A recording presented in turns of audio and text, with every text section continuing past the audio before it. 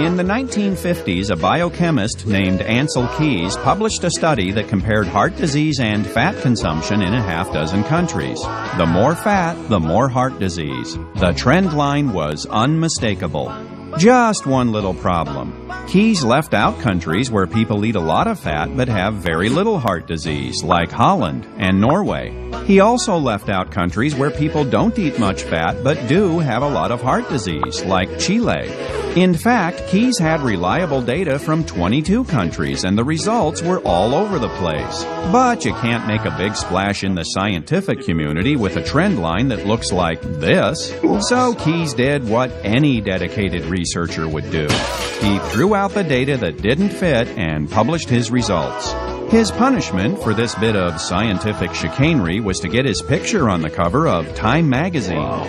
Keys became known as the father of the lipid hypothesis, which says that eating saturated fat raises the cholesterol in your blood, and high cholesterol in your blood clogs your arteries and causes heart disease. The hypothesis that when you eat high fat, that produces high cholesterol, and the cholesterol produces heart disease, is wrong in every one of those links. This whole idea that dietary fat causes cholesterol problems is sort of a myth. The whole idea that cholesterol problems lead to heart disease is a myth. The theory is completely and totally wrong. It was a theory that was made out of whole cloth and then pushed. The term artery clogging saturated fat, it's as though it's all one word. It's become part of the zeitgeist. Everybody knows saturated fat is bad for you, but when you get back and you start looking at the medical literature and you root back through to find out where this whole idea came from, it's bogus. 3 authors who did root through the medical literature are science writer Gary Taubes, Swedish doctor Uffe Ravensskov, and British doctor Malcolm Kendrick. When they examined the data from all the big studies on heart disease, they discovered some pretty interesting facts. Here's my favorite. Guess how many studies actually prove that a high-fat diet causes heart disease? The answer? 0. That's right, none. In some of the largest studies ever conducted, researchers put thousands of volunteers on a low-fat diet and then tracked their health history for several years. The results? Nothing. They had just as many heart attacks as people who weren't on a low-fat diet. Since 1948, the Harvard Medical School has been following the diets and death rates of the entire population of Framingham, Massachusetts.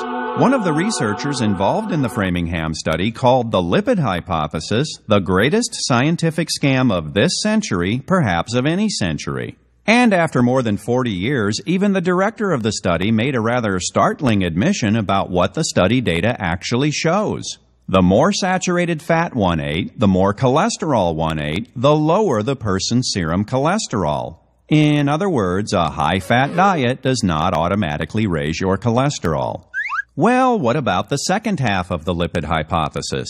Whether it comes from your diet or not, doesn't high cholesterol cause heart disease?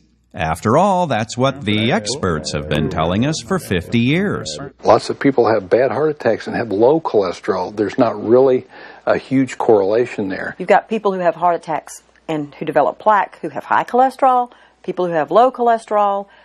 There's really not any correlation. Michael DeBakey, the famous heart surgeon, compared the medical records of more than 1,700 of his own patients. He found no relationship between cholesterol levels and heart disease. When Dwight Eisenhower had his first heart attack, his cholesterol was only about 165. Wow, that's a nice healthy level there, General.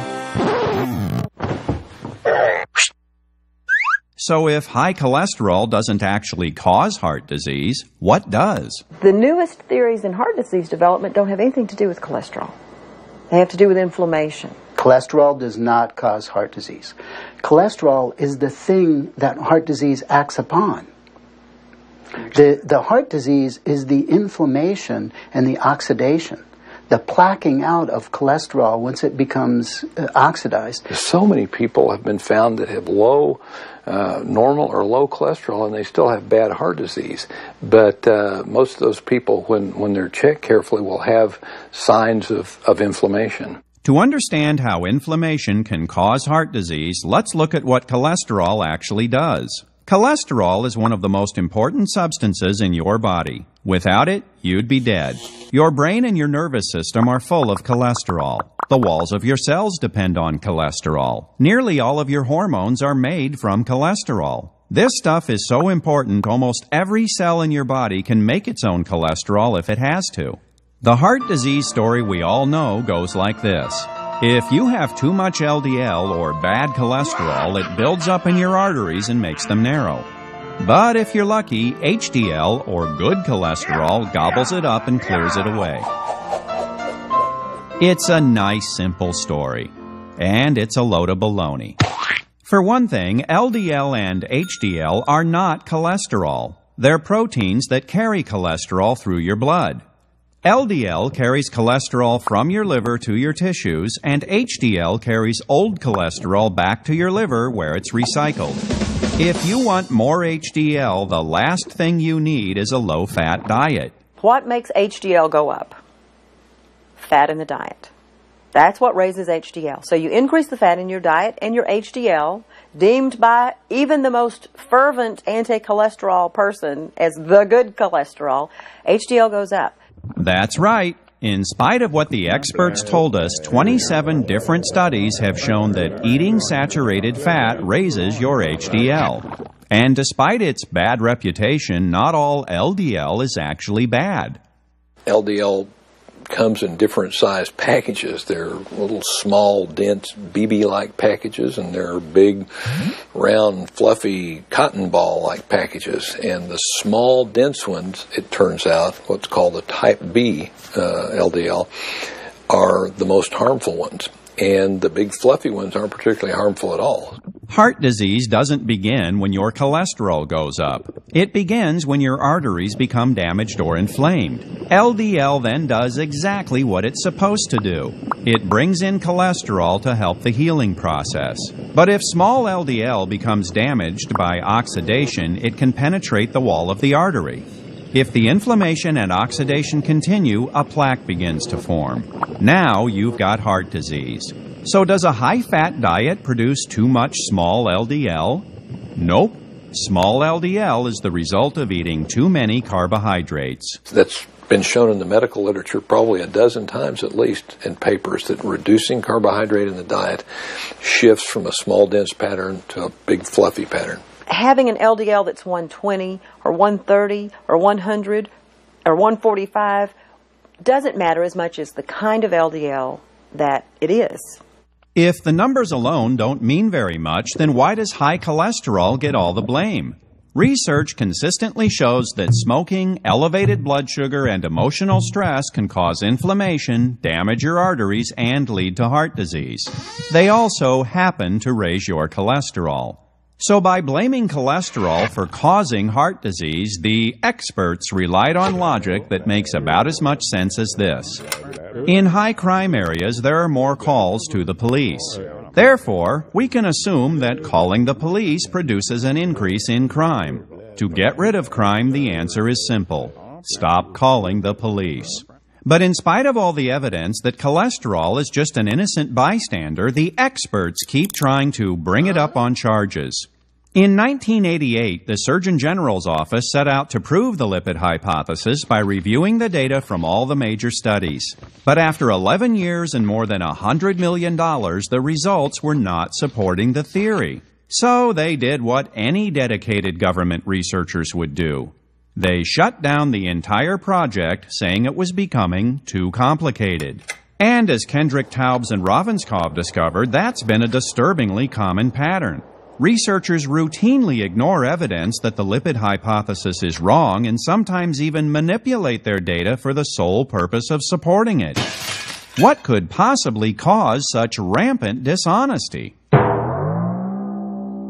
In the 1970s, the lipid hypothesis was still very much in dispute. Then a Senate committee headed by George McGovern decided to settle the issue.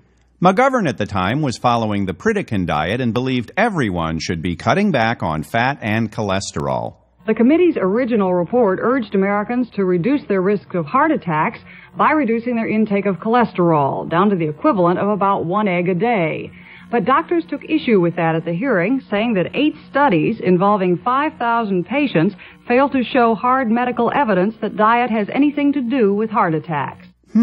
Let's listen to that part again. 8 studies involving 5,000 patients failed to show hard medical evidence that diet has anything to do with heart attacks. I have pleaded in my report and will plead again orally here for more research on the problem before we make announcements to the American public. You know, there were eminent scientists of the time saying this is nonsense. There is no good scientific evidence that either fat or cholesterol, is at the root of heart disease. I said to the professor that I was working with, this is not right. Animal fat's not causing this, and this is not what the data says. So the McGovern staff did what any dedicated staff working for McGovern would do. They decided those scientists must have been paid off by the big bad dairy and egg industries. Well, I would only argue that senators don't have the luxury that a research scientist does of waiting until every last shred of evidence is in. They went to great lengths to overlook anything that did not fall into lockstep with that belief, and basically just unleashed what amounted to a several decade-long experiment in which all of us were unwitting participants. The McGovern Committee's report was written by a young staff member who happened to be a vegetarian and had no background in medicine or health research. The committee recommended a low-fat, low-cholesterol diet for everyone and offered some ideas that could only spring from the mind of a politician. But Senator Schweiker of Pennsylvania suggested that instead of discrediting the committee's report, the eggmen should be out developing hens that would lay low-cholesterol eggs. Soon after the McGovern report was issued, the USDA got into the act. Carol Tucker Foreman, the assistant secretary at the time, believed in the low-fat diet theory and wanted to issue official guidelines to tell everybody how to eat. To make sure she was on solid scientific ground, she consulted with Philip Handler, the head of the National Academy of Sciences. Just one little problem. Handler told her the McGovern Committee's report was nonsense. So she did what any dedicated government official would do. She ignored him, shopped around for a scientist who agreed with her, then issued the guidelines. Thanks to a handful of politicians with no background in science, the heart-healthy benefits of a low-fat diet became official government policy. And real scientists got the message loud and clear. Tell us what we already believe, or you can say goodbye to your lucrative government funding. There is influence that goes on, starting with the USDA, which is promoting commodity agriculture. So there is a lot of economic pressure on the people at NIH, on the people in the universities who carry out the studies for NIH. They live by their grants. No grants, no work, no job. Dr. Kilmer McCulley, a researcher at Harvard, went against the prevailing theory and published a study concluding that something other than cholesterol was causing heart disease. His reward for this bit of scientific integrity was to be denied tenure, lose all his research grants, and get shoved into a little laboratory in the basement. In academia, that's a polite way of saying you're fired. He also ended up on an unofficial blacklist, and it took him 2 years to find another job as a researcher. A lot of people have built careers on this, and these are careers built on a very shaky factual foundation. There's a reasonable reason to believe that from the beginning, but to persist in the face of so much overwhelming evidence really can't be based on science, and you have to think that there were other factors involved. It became an industry. In the 1980s, the National Cholesterol Education Program released new guidelines that said everyone's cholesterol should be below 200, which was about 20 points below normal. And here's a strange coincidence. Most of the scientists who wrote those guidelines just happen to have a financial relationship with the companies that make cholesterol-lowering drugs called statins.